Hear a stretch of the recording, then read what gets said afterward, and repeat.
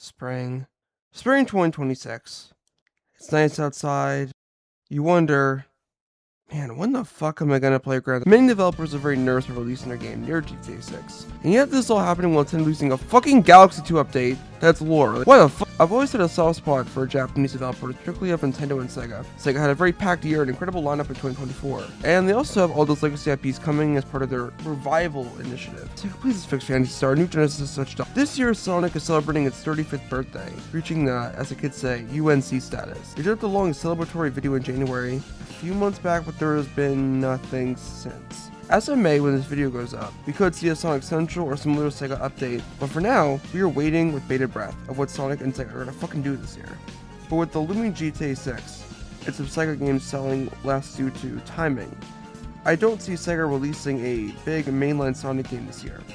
I personally think it's too late, but I would love to be wrong. However, I do think we'll get a major Sonic release this year, and in this video I want to discuss or spitball what that could be exactly. So, since January, Sega started an exploration of each era of Sonic and its history, dubbed Sonic Rewind on their official Twitter account.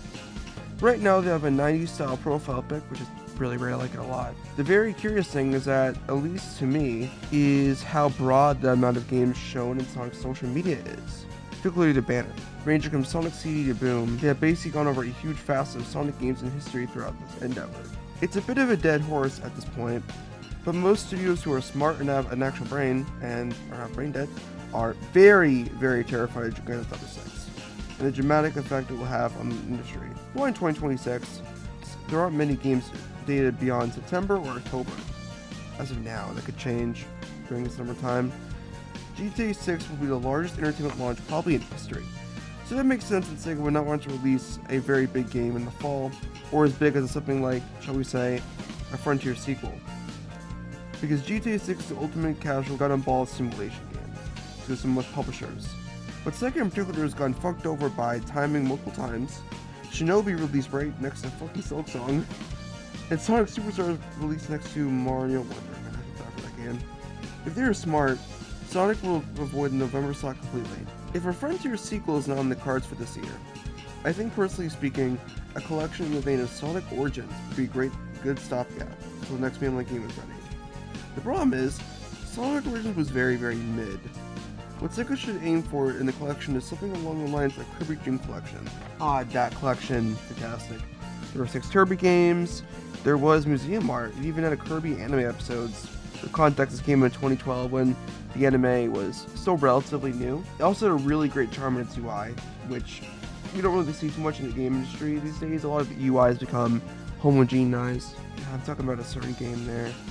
If Sega did another Sonic game collection, which rarely happens these days, you barely get Sonic collections anymore. I personally feel like the emulation quality needs to be top notch. It really does. They get a developer like M2 or Night Dev Studios for that, I would be a good choice instead of headcanon. I feel like they have their hands for it. Unlike 3D All-Stars, I really would like a UI that has like actual sauce, and I know Sega can do that. They have studios who make games like Persona, which has some of the best UI I've seen in RPGs. Please. If they do a collection and sell it at a mid-range price like $20, $30, $40 and put it forward with developer interviews and bonus content, I think it'd do pretty well. Sonic is a series that has so much history. A collection should strive to represent the rich in-depthness of the history as much as possible. I think personally, I really enjoyed the quality level of the Sonic Mega Collection, which came out a long time ago. So I think I should try to aim for that at least. But it's spring and we still have at least 70% of the years left.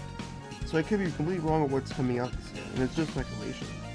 Who knows at this point? But, at the very least, Sega isn't fucking around with Sonic anymore, and they know that Sonic needs to be consistent quality-wise and maintain momentum.